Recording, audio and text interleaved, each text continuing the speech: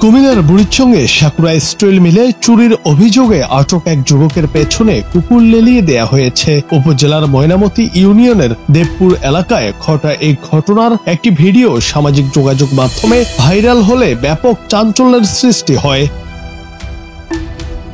নির্যাতনের শিকার যুবকের নাম শ্রীজয়। তিনি চান্দিনা উপজেলার মাইশখার গ্রামের শিব শ্রী বিষ্ণুর ছেলে।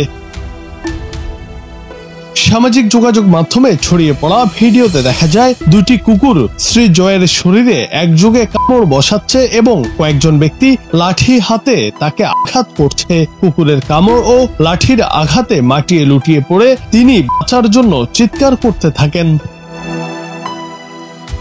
স্থানীয় সূত্রে জানা যায়, সাকুরা স্টিল মিলে বেশ কয়েকদিন ধরে চুরির ঘটনা ঘটছিল। প্রায় শুক্রবার জুমার নামাজের সময় এসব চুরি সংঘটিত হতো।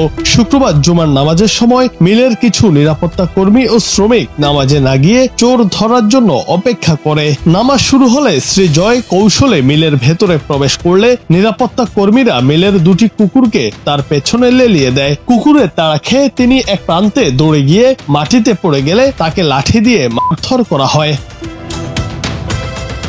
ঘটনার ভিডিও ছড়িয়ে পড়লে তীব্র সমালোচনা শুরু হয়। পরে রাতেই র্যাব 11 এবং বুড়িচং থানা পুলিশ যৌথ অভিযান চালিয়ে শান্ত ইসলাম, মোহাম্মদ লিপু ও মোহাম্মদ সজীব নামে 3 জনকে আটক করে।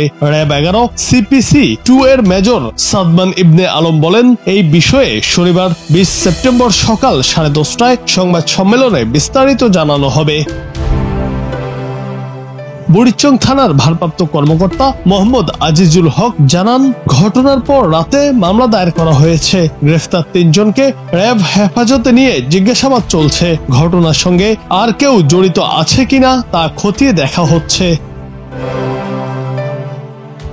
জুনায়েদ আহমেদ, বাংলা টিভি।